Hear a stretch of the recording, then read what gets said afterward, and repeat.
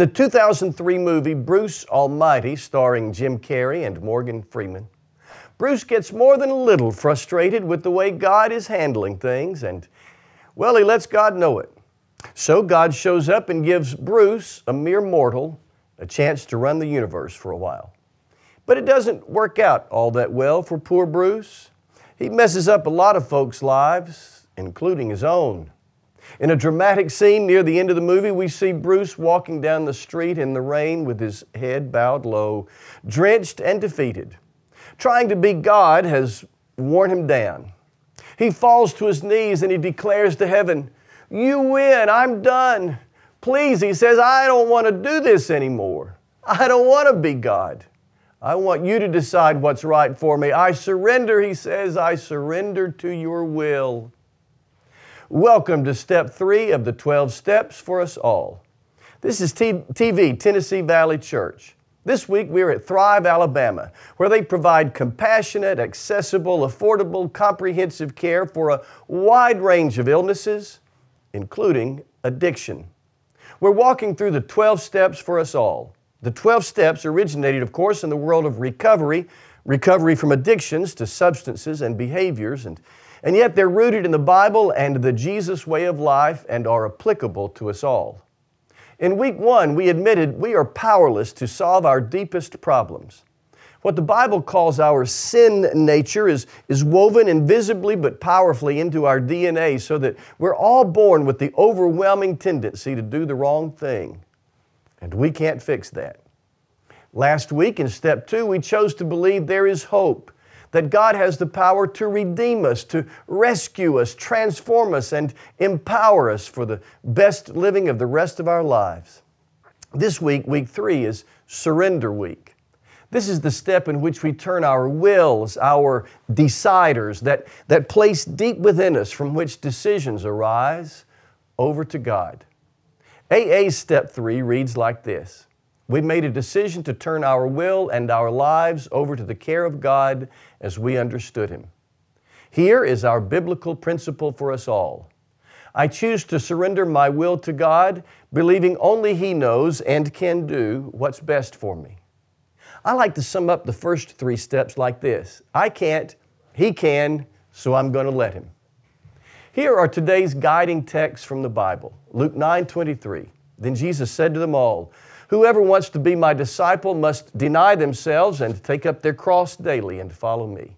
And James 4:7. Submit yourselves therefore to God. Resist the devil, and he will flee from you.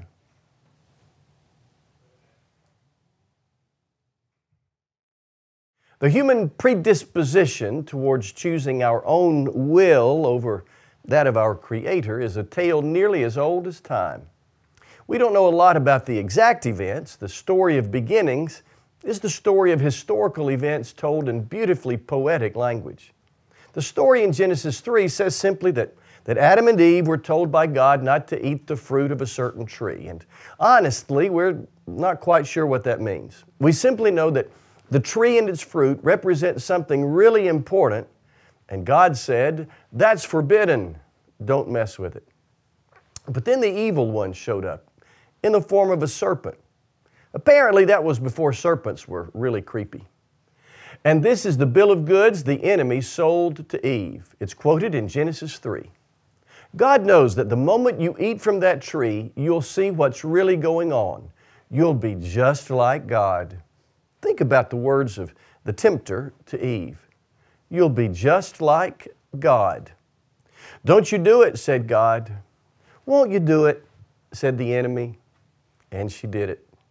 "Why did you do it?" asked Adam. "Why don't you do it?" asked Eve. And he did it. And here we are. Adam and Eve bought a lie. The enemy tapped into that pervasive, destructive desire to play the role of God. Because of their desire to play God, Adam and Eve lost Eden, the first and last perfect spot on planet Earth. Lots of Edens, lots of good relationships and jobs, joy and health have been lost to the desire to play God. I heard Doug tell his story years ago in Richmond, Virginia. He's a faithful follower of Jesus and a recovering alcoholic. He told of a time in his life when he was searching for answers. He had grown up in church, but he had left it. He knew that alcohol was not the answer, but he couldn't give it up. He was addicted and desperate for help. A friend of Doug's recommended the New Age movement and gave Doug some tapes to listen to. New Age, by the way, is not a religion really. It's an attempt at spirituality in which one gets to pick and choose from the vast salad bar of religious ideas. My friend Doug was listening to a cassette. Remember, it was a long time ago. A cassette by the late Wayne Dyer, a guru in the New Age movement. Wayne Dyer made his famous claim that we are all gods. "You are God," Wayne Dyer said via audio cassette to Doug Canada. "Wait a minute," Doug said to himself. "Thinking I'm God is what got me here in the first place. Playing God, thinking I have the power to run my life, has almost killed me." Doug returned to the church and found a deep faith. Last I knew, he was a wonderful, sober, humble leader in a recovery ministry. Because Doug figured out he's not God.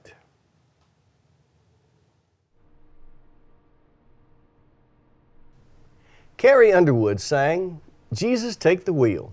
The song tells the story of a young woman driving home to see her parents. It was Christmas Eve, and her baby was in the back seat. It had been a long, hard year, the song says. The young mother hit a thin black sheet of ice and lost control of the car. Panicking, she instinctively cried out, "Jesus, take the wheel. Take it from my hands, because I can't do this on my own. I'm letting go, so give me one more chance to save me from this road I'm on." Her car came to a stop safely on the shoulder. She and her baby were okay, and for the first time in a long time, the song says, she bowed her head to pray. She confessed she'd made a mess of things and prayed again, this time about her life, not her car. "Jesus, take the wheel," she prayed. "Take it from my hands, because I can't do this on my own. I'm letting go. So give me one more chance to save me from this road I'm on." Oh, I know, some folks call that a corny song, but "Jesus, take the wheel" is a pretty powerful prayer for one who's powerless against those things that are controlling us. "Jesus, take the wheel" seems to me like another way to say what we're saying in step 3. We're going to enjoy some super music and a great interview, and then I'm going to wrap up with a story of a stallion that had a big decision to make.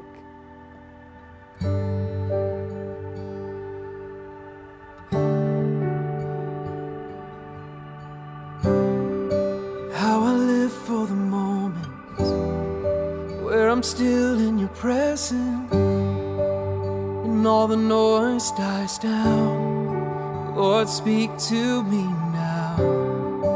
You have all my attention. I will linger and listen. I can't miss a thing. Lord, I know my heart wants more of you. My heart wants something new, so I surrender all. All I want is to live within your love, be undone by who you are. My desire is to know you deeper. Lord, I will open up again, throw my fears into the wind. I am desperate for a touch of heaven.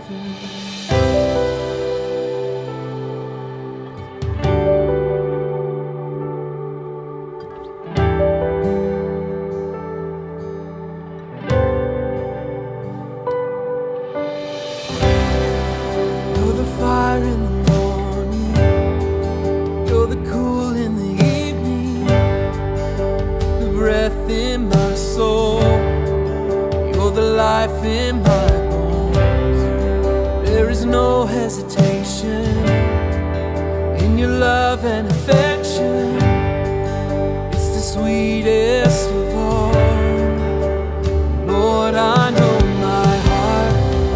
wants more of you. My heart wants something new, so I surrender all. All I want is to live within your love, be undone by who you are. My desire is to know you deeper. Lord, I will open up again, throw my fears into the wind. I am desperate for a touch of heaven.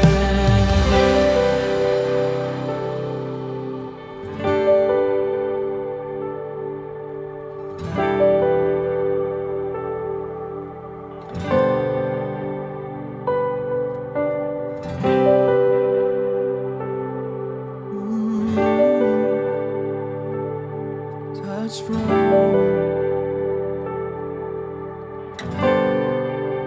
I open up my heart to you. I open up my heart to you now. So do what only you can. Jesus, have your way in me now. I open up my heart to you. I open up my heart to you now.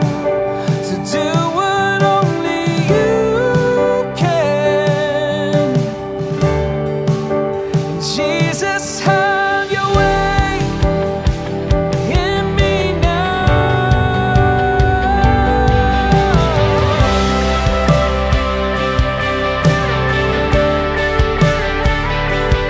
you.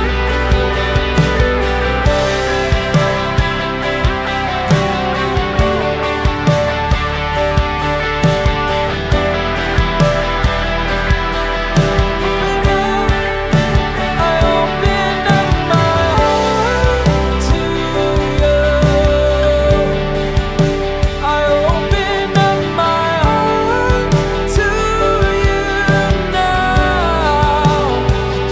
now. Do what only you can. Jesus, have your way in me now. And all I want is to live within your love, be undone by who you are. My desire is to know you deeper. Lord, I will open up again, throw my fears into the wind. I am desperate for a touch of heaven. Thrive Alabama wants to make health care available to everyone in the community. And Mary Elizabeth Marr joins us today, the CEO here at Thrive Alabama. Tell us about the services that you We offer. provide so many services for the community. We provide adult medicine, we provide pediatrics, we provide social work that go with all of our services. We provide many enabling services such as transportation and translation, and then we do have a substance abuse department. And we're in the Den, which is the hub of the Substance Abuse Recovery Center. Yes, we have support groups, and then we have a program that is here in the Den, a 14-week program for people that are recovering. And it's important that it's a comfortable atmosphere, which this is. You've got the chairs, you've got a couple of toys for kids to play with. We do. They come and they are basically a family. A lot of the people that come to our program are through court-mandated programs, and so this is like a family atmosphere. You mentioned that you have different services, different locations throughout Huntsville. You want to build one facility. and have it all in the same location? We provide services for people who have insurance, who don't have insurance, Medicare, Medicaid, and people who basically are self-pay. So we do take care of a lot of different kinds of people, and we are right now in 5 locations all over the city, but we want to build a 72,000 square foot building that will house all of our services and increase our services, because we will have dental, we will have vision, we will have a pharmacy. All of these things are based on what someone can pay. The people with insurance help to take care of the people without insurance. Healthcare is so important for everyone at any age. It is. It's so important, and it is so needed in the Huntsville community. We did a health needs assessment a couple of years ago and found that 92,000 people in Madison County don't have adequate health care. So in other words, they may go to an urgent care or they go to our emergency rooms, which is not primary care. Everyone needs a primary care physician to follow their disease states. You have the land for the new building, and you're working on the capital campaign. What can the community do to help? We take donations. You can go to our website and donate. We're so grateful for anything that anyone can give us. You don't have to give $1,000. You can give $25. Those all roll up to help us. We are trying to get the first part of the money to break ground. Where did your passion for helping other people? Well, I've been with Thrive a long time, many years, many decades. And it started out as, it did become a passion. I would see that we needed things for our clients and we couldn't find it in the community. So now we have 30 grants that we provide services, all kinds of services for our clients. And again, we don't turn anyone away. And more information on your website, thrivealabama.org. Correct. Thank you. Thank you, Lisa. We're talking today about surrendering our wills, our deciders, that place deep within us from which decisions arise, turning those over to God. The notion of complete surrender is hard to comprehend, at least for me. But you and I can at least begin the lifelong journey toward complete surrender of our wills to God. Keith Miller said it like this: "This deciding represents as total a commitment as we can honestly make to as much of God as we can understand, however little that may be." In the Big Book, it reads, "We claim spiritual progress rather than spiritual perfection." You will see on the screen an excerpt from the third step prayer prayed by Dr. Bob, one of the co-founders of AA. And I'm going to invite you to say this prayer together with me out loud, wherever you are right now. Yep, I'm going to invite you to pray out loud right there. Ready? Remember, out loud. Here we go. Dear God, I'm sorry I've made the mess I've made of my life. I want to turn away from all the wrong things I've ever done and all the wrong things I've ever been. God, please take over the management of my life and everything about me. I am making this conscious decision to turn my will and my life over to your care, and am asking you to please take over all parts of my life. Amen.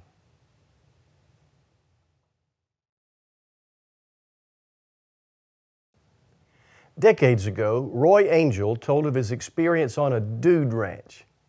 On that ranch, Roy Angel met a young cowboy who had a horse the cowboy had cared for since it was a colt.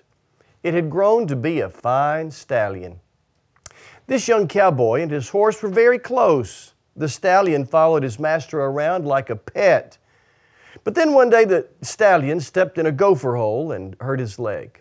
The horse was placed in the pasture for the leg to heal. When the stallion was there, a herd of wild horses ran through the pasture. And when they ran out of the pasture, the stallion belonging to this young cowboy ran with them.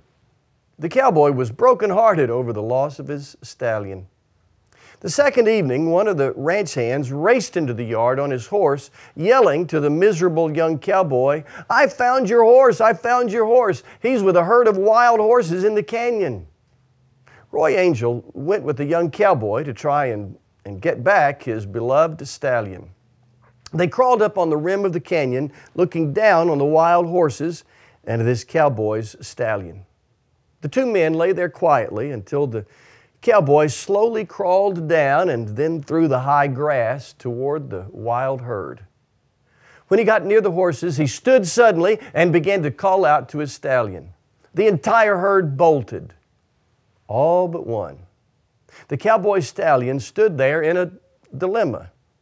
The stallion looked at the herd racing away, and he looked at his master. The stallion pranced nervously in place. He would take a couple of steps toward the herd and a couple of steps toward his master. To one side was the wild herd with which he had run. On the other stood his master, his friend and caregiver. The stallion anxiously considered his decision. Then he bolted toward the herd, and the young cowboy's heart sank.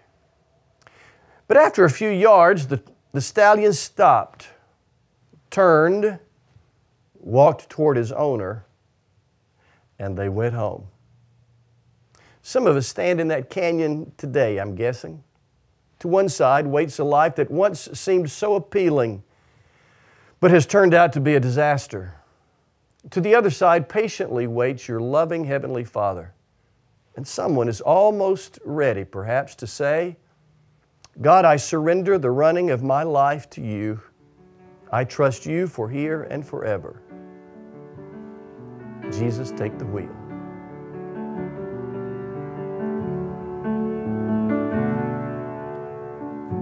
You are the Word in the beginning, one with God the Lord Most High.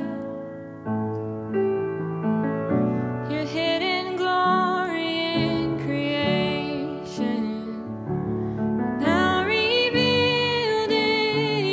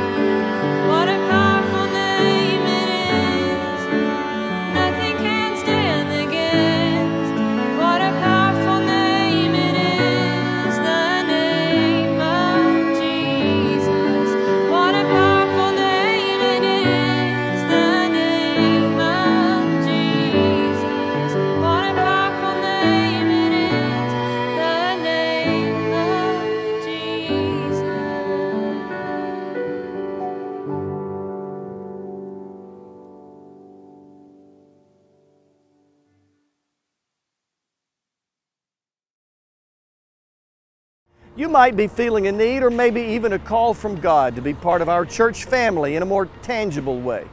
If you're not able to join us physically here at 600 Governors Drive, whether because of distance, mobility, schedule, or some other reason, you still can be a member of First Baptist Huntsville. Let me send you information on what that would mean, what you could expect from your church, and what your church would expect from you. Email me at travis@fbchsv.org.